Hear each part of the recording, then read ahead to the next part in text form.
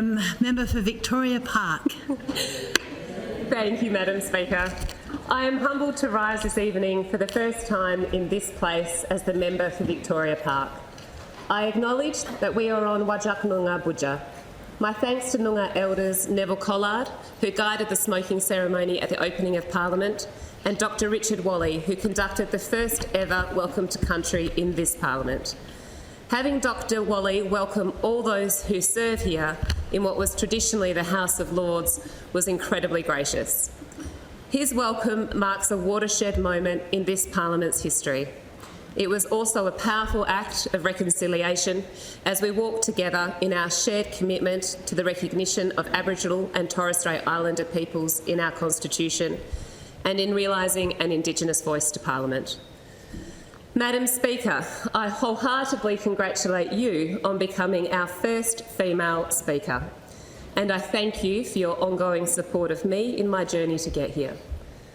The significance of having our Parliament's first female Speaker appointed on the centenary of Edith Cowan's election is not lost on anyone in this place or outside of it. It is also not lost on me that within both of these contexts, Parliament House sits on the matriarchal songline that exists between Carragarup, or Kings Park, through Boorloo, Perth and onto Matagarup, Harrison Island, where Noongar trailblazer Fanny Bulbuck was born. Fanny walked this important songline. She lived through the British colonisation of Perth and was the granddaughter of Yelagonga and the niece of Yagan. Fanny was a resistance fighter who fiercely defended her values, traditional rights and country, while maintaining a clear rapport with many of the newly arrived settlers. Fanny Bulbuck's legacy offers a masterclass to those of us seeking to be strong female voices for and leaders of our communities.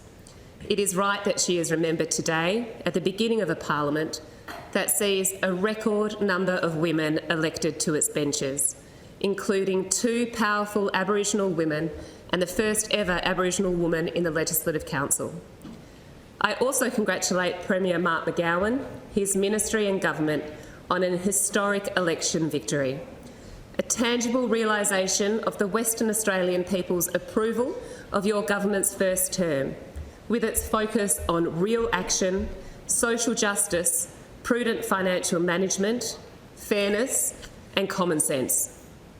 And Premier, I thank you not only for your personal support of me, but for the glow of your popularity imbuing the fantastic election results in my electorate of Victoria Park. I love Victoria Park and its people. It's over 90 years since the electorate of Victoria Park was created. For all but 8 of those years, Victoria Park has been held by the Labor Party. And I thank the most recent member for Victoria Park, my friend and former Treasurer, the Honourable Ben Wyatt. Ben served our community with distinction, retiring while still enjoying immense popularity and respect. Ben remains much loved by the people of Victoria Park and has left big shoes to fill. As have all former members of Victoria Park. I have a whole wardrobe full of shoes to fill. Our community has enjoyed treasurers, premiers and opposition leaders as their local representatives. Another friend of mine, former Premier and member for Victoria Park, the Honourable Dr Jeff Gallop, rang me the day after the election to reiterate the expectations of our community. They expect their member to make a difference, and I intend to do just that. For all those shoes to fill, none have been heels. I am the first female member for Victoria Park. To be the first of anything is an achievement. To be the first woman is an absolute privilege and a responsibility I welcome. To join other wonderful women in this place, many, like me, who are first-term members. At this election, there were 11 seats that changed from being represented by men to being represented by women. All of those seats are now held by Labor women. Of these 11 new members, 6 of us represent electorates that have never been represented in this place by a woman. From Geraldton in our north to Albany in our south Our ascendancy is the result of societal change forged by the vision and action of generations of women before us, together with our own determination, hard work, and in so many cases, pure perseverance. I congratulate and support you all. I am born and bred Victoria Park. I learnt to ride my bike along our local streets, cajoled my parents into scoring my diving at Somerset Pools, now Aqualife. I loved brownies and jumble sales at St Jolcomb's Hall within the grounds of my first primary school. I picked up friends on my walking route to my second primary school, East Victoria Park Primary, and waited tables at local icon Pancho's Mexican Villa restaurant. At 18, I was proud to move out of home and into my first rental on Mint Street with my best friend since kindergarten, Fleur Allen. Fleur is still one of my dearest friends today, and I take this opportunity to thank her and her family for a lifetime of love and support. The Victoria Park community made me who I am, and I am so proud to have the opportunity to repay the investment they've made in me. My family's history in Vic Park goes back generations. My maternal grandfather, the Honourable Sir Shane Portridge, his sister and my great-grandmother lived at the Broken Hill Hotel on Albany Highway. Grandad's family owned the hotel and he managed it from the late 1920s for well over a decade, and again after his return from service in the Second World War. Apparently, he was renowned for always being quick to shout the bar. He is definitely my kind of guy. Grandad had his own political life, starting as a Labor man who would listen keenly to party meetings held in the hotel's back rooms by future Prime Minister John Curtin. Shane would eventually be elected as a Liberal senator for WA, becoming a key confidant of Prime Minister Menzies. My paternal grandad, the Honourable Kim Beazley Sr., or Pop as I loved and called him, was the federal member for Fremantle. Pop entered federal parliament in the 1945 Fremantle by-election. In this and the following election, Victoria Park was within the Fremantle electorate. In 1949, Victoria Park was redrawn into the federal electorate of Swan, represented from 1980 for 16 years by His Excellency the Honourable Kim Beazley AC, hereafter referred to as Dad. Dad went on to serve another 11 years as member for Brand. This makes me the third generation Beazley to represent the good people of Victoria Park in an Australian Parliament, and I couldn't be prouder or more humbled. Like I said, I intend to make a difference. I come from a family of teachers. Dad started off as a lecturer, and my mum and sister are both fabulous teachers. I too worked in education for almost a decade. Pop was the Federal Minister for Education who made universities free of tuition fees. I know the value of education. It is the one lever we can pull to create generational shifts in opportunity. And I understand the curse of education inequality among incomes, races and location. Western Australia has a small population. We cannot afford to waste the talents of a single person. In Victoria Park, our local schools and TAFEs are my priority. Locally, we are blessed with many fantastic avenues for quality learning, including Curtin University. I was very pleased during this election campaign to announce, together with Education Minister the Honourable Sue Ellery, $750,000 to upgrade classrooms to deliver STEM education at Kent Street Senior High School. The quality of STEM education is a key priority of the McGowan government, and this is a fantastic investment in our current and future Kent Street Senior High School staff and students. This investment was in addition to the maintenance funding boost it received last year as part of the McGowan government's $200 million school maintenance blitz. Kent Street needs this funding. It is now more than 80 years old. Kent Street is a high school with excellent and dedicated staff and wonderful specialist programs, including aviation, fashion and design, and cricket. However, due to its age and the demands of servicing a growing population, a population that deeply cares about quality education, it is a school that also needs attention. I am committed to giving Kent Street Senior High School the attention it needs and deserves.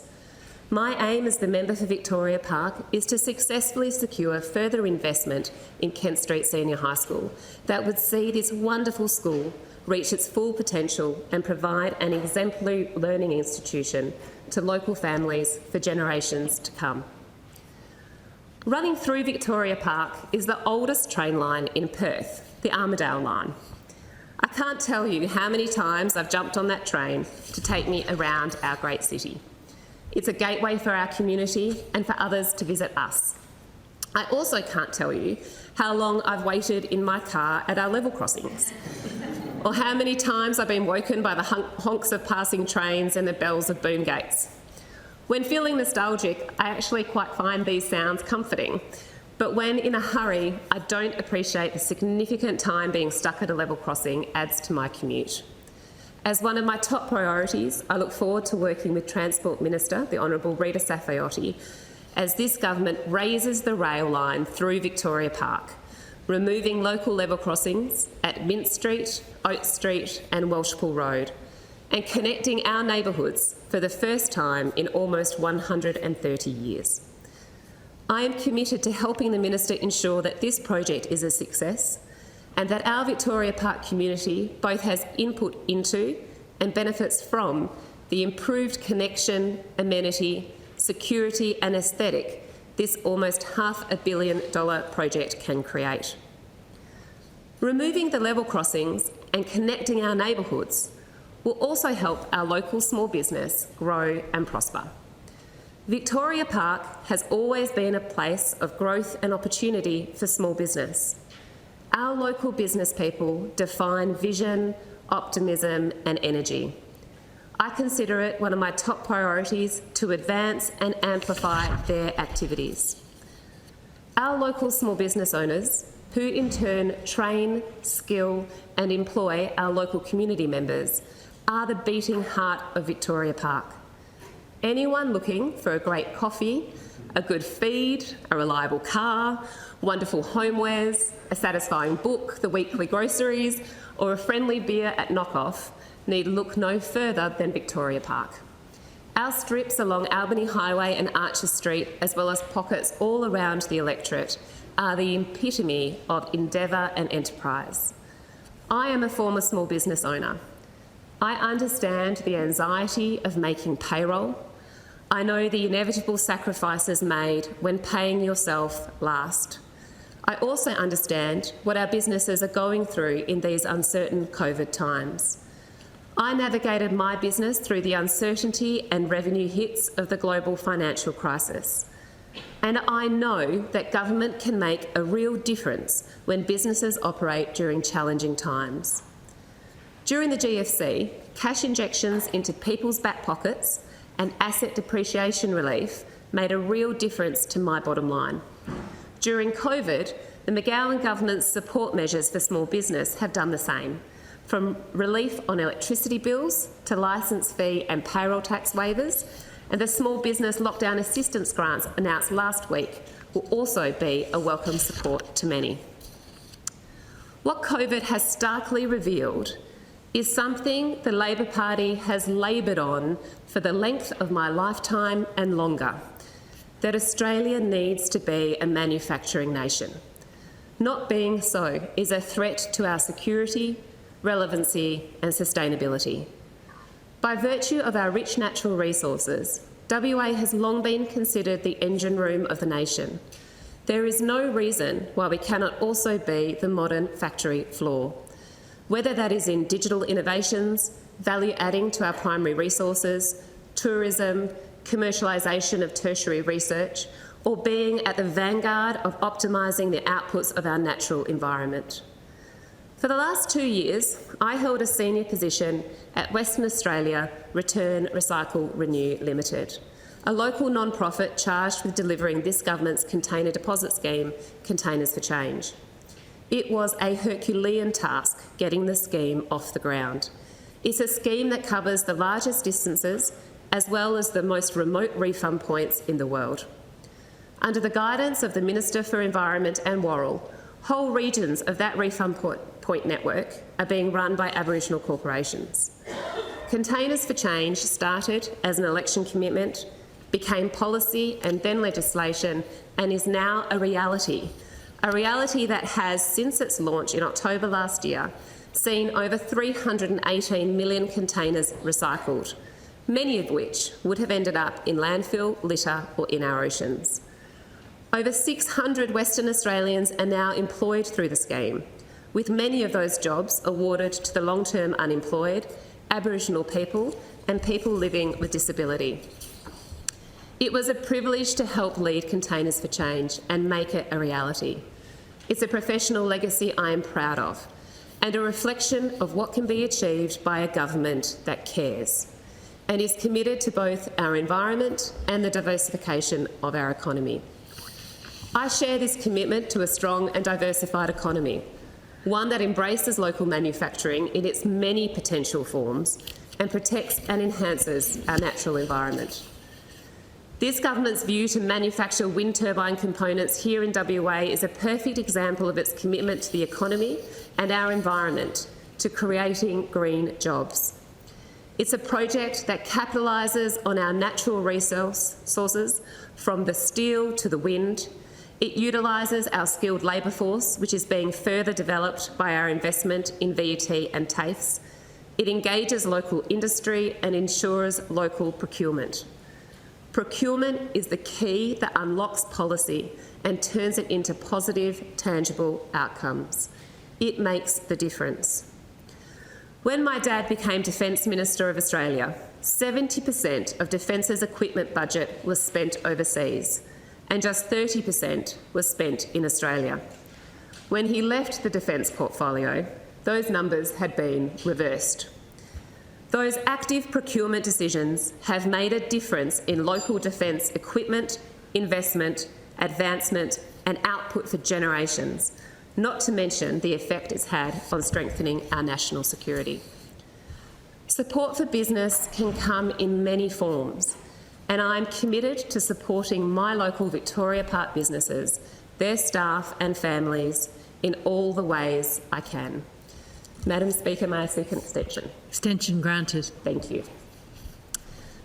Just like our small businesses rely on the support of their community for their success, so have I. It has been a long journey for me to get to this place. And honestly, not because it took me 3 times of running in elections to get here, but because I wasn't supposed to live this long. 20 years ago, when I was in my early 20s, I became very ill. I couldn't walk more than 10 or 20 metres without having to rest. I intermittently lost the use of my legs. The blood vessels in my fingers would burst and hemorrhage, rendering me incapable of picking up a pencil or using a phone. There was a time my heart doubled in size in the space of a week, and I was the youngest person in the hospital's coronary care unit by about 50 years. Nobody could decipher what was wrong. I was put on medication that mitigated some of my pain and symptoms, but couldn't deal with the source of my illness. I was told I had 5 years to live with this medication, and maybe 10 years without this medication, and maybe 10 years to live with it. Fast forward a year or so and I finally had a diagnosis. A rare blood disorder, hypereosinophilia, which back then was also a potential death sentence. But because WA is the best place in the world to live, world-leading research into this disorder was happening right here at Sir Charles Gardner Hospital. Dr. David Joski and his team at Charlie's saved my life. The drugs they helped develop and administer saved my life. I'm alive today due to our strong public health system, the people who make it so, and the commitment of successive governments to medical research. Today I have a beautiful family because of our public health system. I can alter my course from fighting for my life to fighting for my community because of our public health system. That is why underpinning all of my priorities for Victoria Park will always be my commitment to a strong public health system that offers top quality healthcare, medicine and services to each and every one of our citizens, regardless of wealth or geography. You do not have anything if you do not have your health. The fact that I stand here today is not only due to life-saving healthcare, but to the support of a community for which I'll always be grateful and to whom I will always strive to fulfil the trust and faith they've placed in me. Of all the people I thank who brought me here, I thank the people of Victoria Park. Those who voted for me and those who did not, I represent you all. My door will always be open and I will always do what I can to help. I know that I work for you. When I was little and my dad was the member for Swan, he would often take my sister Jessica and I to Miss Maud's on the weekend for a treat. I remember people coming up to him all the time for a chat, for help, or to impart some sage advice. On one of these trips, Jessica and I were getting very annoyed with the interruptions and made our displeasure known to Dad. Although sympathetic, Dad simply said, "These are the people who put food on our table." It was a valuable lesson about who you serve in this place, and one I've never forgotten. I thank the Labor movement. Strong unions mean a strong democracy. It cannot be overstated. A strong democracy in the workplace is the foundation for a strong democracy overall. I particularly thank Peter O'Keefe and Ben Harris of the Shop Distributive and Allied Employees Association, the union that represents workers across retail, fast food and warehousing. Thank you to my local Labor Party members and branches, including Victoria Park Carlisle Branch President Ryan Hart, Secretary Jeremy Gilchrist, Membership Officer and Star Volunteer Christine Miller, and Fundraising Officer Jan JJ Jermolinsky. JJ is unwell at the moment, and I send him my prayers for a speedy recovery and good health. To my many friends who have been the family I've been lucky enough to choose, thank you. It's true you cannot make old friends, and please indulge me while I thank a few of them. I mentioned Fleur Allen and her family earlier, and I also thank another school friend, Kelsey Schwabe, who flies my flag in Broome. Alison and Darren Devonish, who keep my husband and I sane and loved.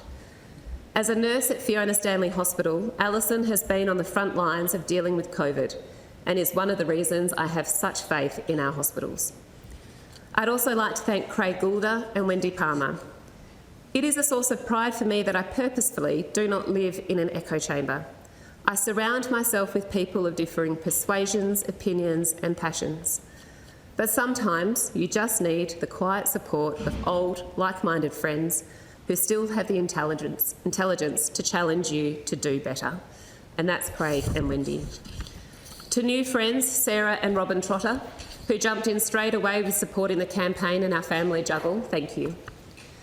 To the woman who a decade ago invited me to rethink how I served the Labor Party and our community, encouraging me to nominate as a candidate Linda O'Shallam, the then Assistant State Secretary of WA Labor, thank you. And I thank the current State Secretary of WA Labor, Tim Picton, and Assistant State Secretary Ellie Whittaker for their guidance and leadership of the party.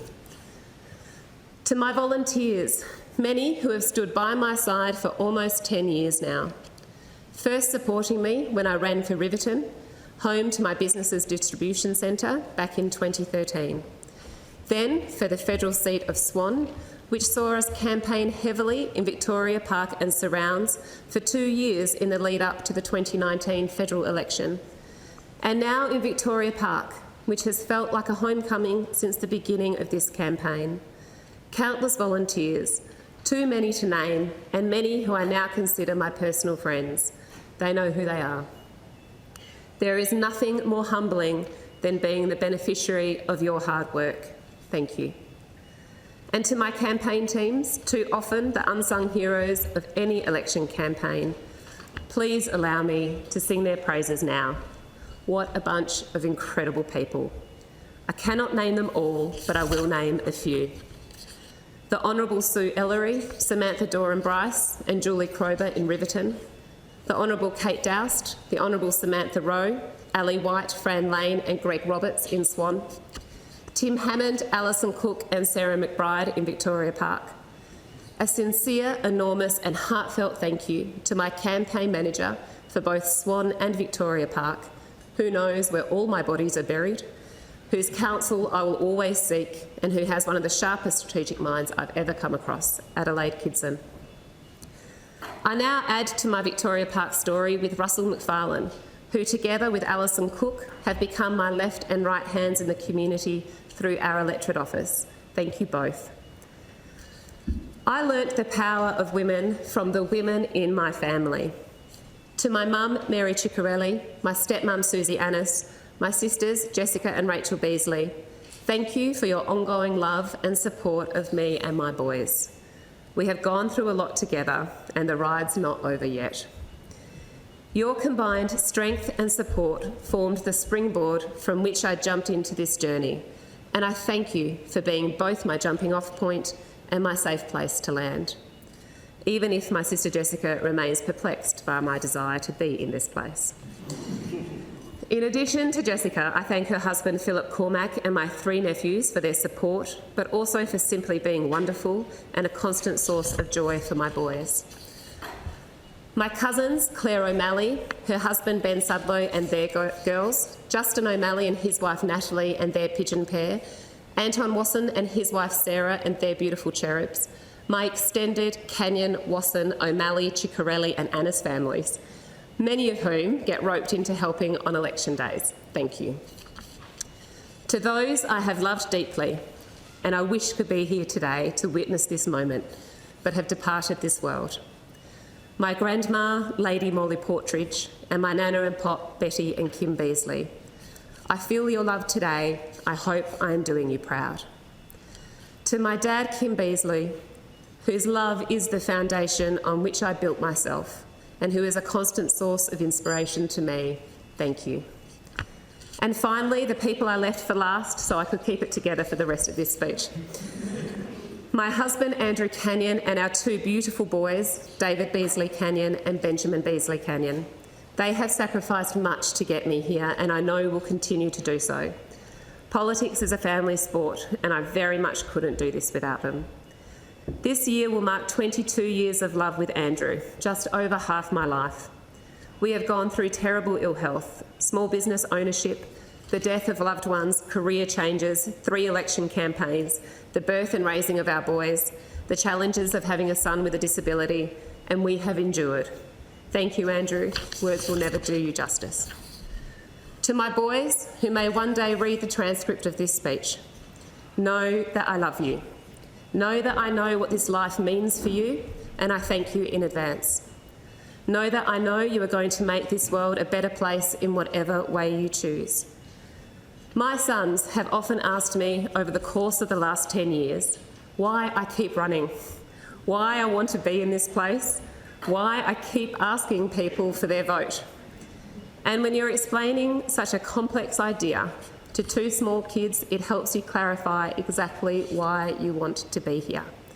My simple answer has always been to help people, and that's what I intend to do. Thank you.